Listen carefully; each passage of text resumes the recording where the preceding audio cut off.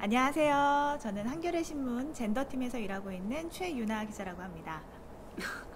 안녕하세요. 저는 DMZ 국제 다큐멘터리 영화제에서 일을 하고 있는 최여정이라고 합니다. 네, 여기가 어딘지 아시겠어요?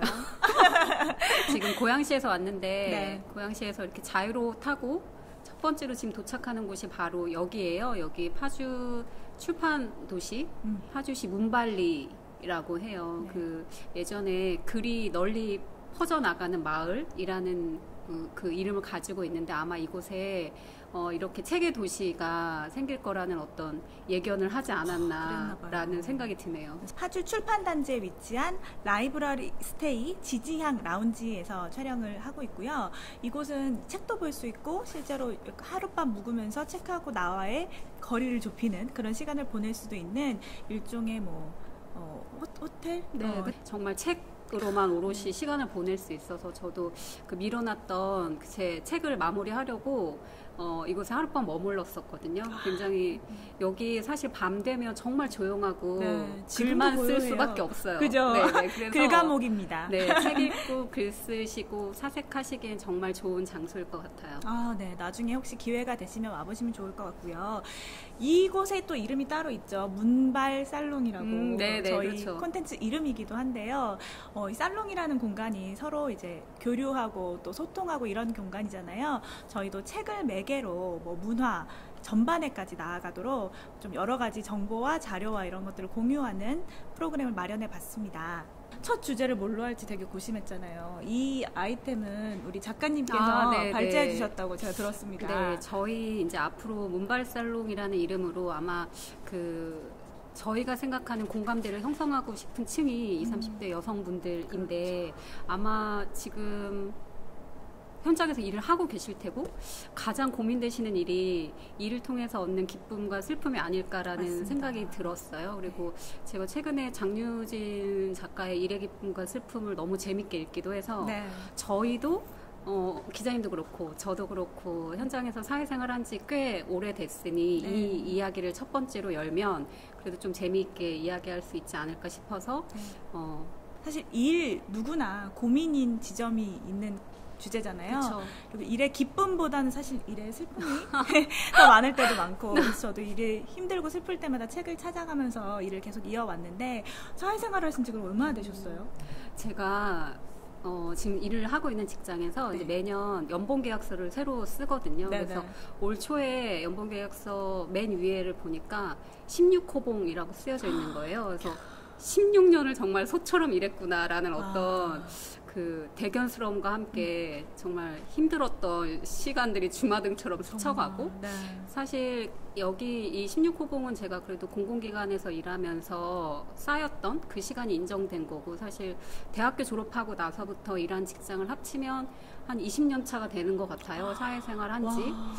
그 긴 시간 동안 제가 겪었던 어떤 일들이나 오늘 또 기자님 통해서 몇 가지 좋은 책들, 저도 이제 공연들을 소개해 드리려고 하는데 기자님은 지금 얼마나 되셨을까요? 일을 하신지? 저는 2011년 1월 10일에 첫 직장에 입사를 했고요. 이제 10년이 됐죠. 그런데 저 같은 경우는 사실 커리어가 쭉 이어지지는 않았어요. 그래서 한 6년 정도 일을 하다가 결혼을 하고 결혼을 기점으로 퇴사를 해서 전업주부로 살아봤던 경험이 있습니다. 그 시간이 한 2년 정도 됐었고요. 그래서 그 시간들을 기록한 책을 쓰기도 했고 그러니까 일을 했을 때의 고통과 일을 하지 않았을 때의 고통을 사실 모두 체험해봤다라고 감히 말씀드릴 수가 있을 것 같아요.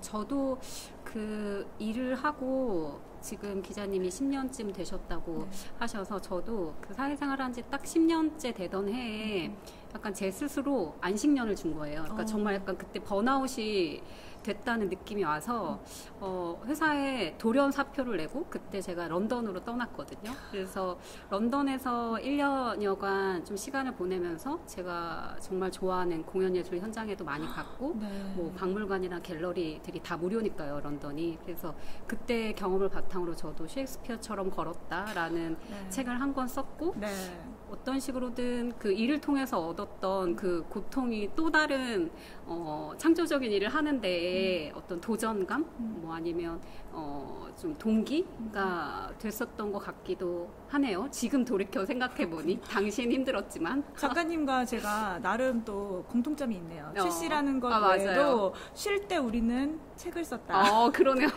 그런 공통점이 있습니다. 그러네요. 이 공통점을 바탕으로 한번 어떤 책을 읽었고 그 책들이 모여서 어떤 책이 나왔는지 좀 얘기를 나눠보면 좋을 것 같아요. 네. 장유진 작가의 일의 기쁨과 슬픔을 이제서야 읽었어요. 네, 전 참고로 안 읽었습니다. 그쵸. 네. 아까 여쭤봤는데 정말 화제가 된 책이잖아요. 그 제목도 사실 아마 많은 분들에게 공감을 얻을 수 있는 굉장히 좋은 제목이기도 했고 어떤 평론가는 회사 소설 장르를 새롭게 개척했다라고도 평가를 할 정도로 정말 우리의 리얼한 삶이 그러니까 직장인이라면 누구나 한 번은 공감할 만한 어떤 그 작은 이야기들이 그 소설에 다 녹여져 있었어요. 그래서 제가 그게 이제 8편의 단편으로 구성된 소설책인데 그 중에서 제일 인상 깊었던 단편이 탐페레 공항이라는 마지막 작품이에요. 그래서 탐페레 공항이 핀란드에 있는 공항이라는 걸 저도 책을 통해서 처음 알게 됐고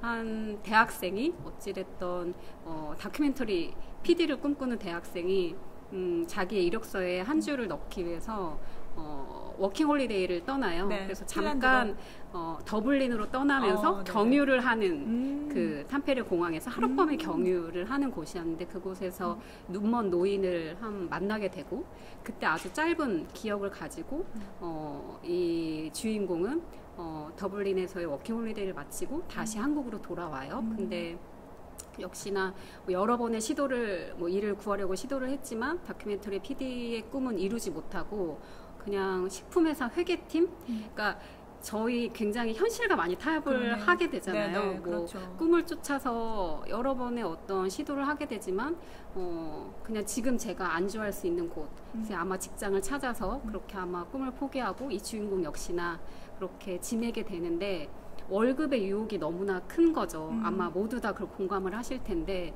지금 일이 힘들어도 매달 월급이 들어오니 이것만큼 그쵸 큰 마취제가 없는 거예요. 그래서 꿈을 포기하고 그렇게 살다가 어느 날 우연히 그 탐페레 공항에서 만났던 노인이 준 편지를 뜯어보지 않은 편지를 가방에서 발견을 해요. 그게 굉장히 감동적이었거든요. 그래서 그 편지 속에 든 사진도 보게 되고 자기 일을 찍어줬던 6년 전의 사진을 발견하게 되고 마지막에는 이 주인공이 그 노인에게 편지를 쓰는 답장을 뒤늦은 답장을 쓰면서 소설이 끝을 맺는데 굉장히 제가 감동을 했던 것은 정말 우리가 어떤 식으로든 특히나 한국 사회가 경쟁이 너무 심하니까 많은 스펙을 갖추기 위해서 노력을 하고 또 어떻게 보면 이 비정한 삶 속에서 그래도 우리 삶이 유지되는 거는 그 어떤 그 잘 모르는 이의 작은 친절이나 관심 이런 것들이 계속 우리를 앞으로 나아가게 하는 힘이 되지 않을까라는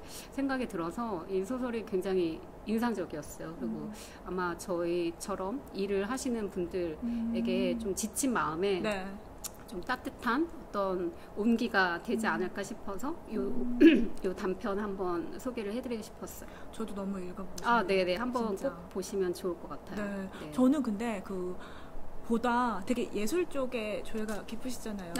전 되게 인간 자체가 실용적인 인간이어가지고 일이 너무 힘들다, 죽겠다 막 그러면 되게 직관적으로 책을 선택해서 읽는 편이에요. 그래서 거기에 뭔가 감정과 연관된? 감정과 연관됐다기보다는 그냥 바로 나에게 해결책을 줄 수 있는 책. 그런 책을 좀 찾아서 읽는 편인데 그게 어떤 책이었나요? 그게 어떤 책이었냐면 여자에게 일이란 무엇인가 제목부터 그러네요.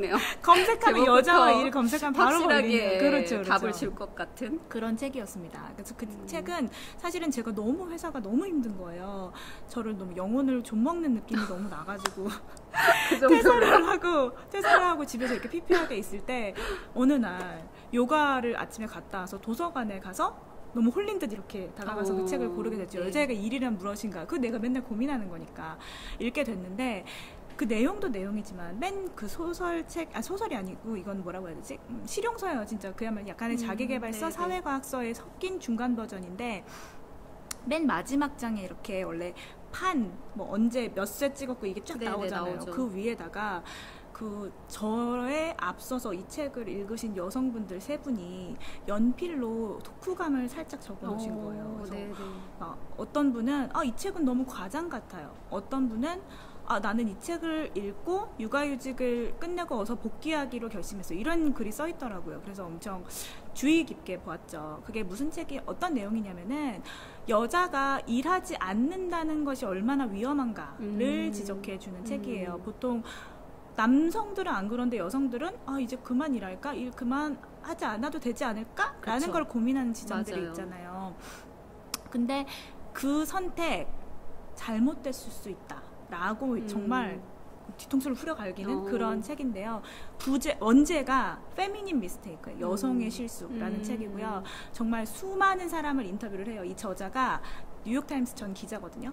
수많은 사람을 인터뷰를 해가지고 어떤 공통된 메시지를 발견하는데 그것은 경제적 의존. 네가 아무리 그것이 사랑하는 사람일지라도 누군가에게 경제적으로 의존하는 것은 매우 위험하다. 너를 굉장히 취약하게 만들 수 있다. 라는 것을 보여주는 그런 책이에요. 그중에서 제가 유독 좀 기억에 남았던 것은 그 테리 마틴 해커라는 사람이었어요. 인플루언서인데 여성은 집에서 이제 돌봄을 해야 된다라는 것을 굉장히 뿌듯하게 얘기하고 다녔던 인플루언서예요. 결혼 40주년이 되는 해에 남편이 이혼을 통보합니다. 그러면서 위자료도 정말 짜게 주면서 자기 이제 불륜녀? 아니 뭐 내연녀? 뭐 아무튼 그런 분과는 칸쿤 고급 신혼여행지로 떠나는 그런 사례들을 막 봐요. 근데 사실 책을 읽고 뭐 눈물을 흘리고 이런 경우는 있지만 저는 이 책이 정말 나에게 위기감을 선사한다 라는 거는 처음 느껴봤고 딱 읽자마자 막 두피가 뜨끈뜨끈해지고 손이 발발 떨리고 그 정도로요? 진짜 그 정도로 굉장히 충격적이었어요. 그래서 약간 그분들도 그렇게 끄적여 놓지 않았을까. 책 뒷면에 이건 너무 과장 같아요. 혹은 아니 난 이것 덕분에 다시 복귀할 수 있을 것 같아요. 이렇게 했던 게 이해가 되더라고요. 그래서 이 여자들은 사실 일할 때 계속해서 고비가 있잖아요. 그렇죠. 결혼할 때, 출산할 때, 육아할 때 매번 고비를 만나게 되는데 그 순간에 한 번쯤은 참고했으면 좋겠는 책으로 소개를 하고 싶었습니다. 네네. 저도 한번 꼭 읽어보고 싶네요. 네. 그리고 이게 어떻게 됐던 현장의 사례들을 또 발견할 수 있으니까 더 유용할 것 같아요. 맞아요. 네. 그렇습니다.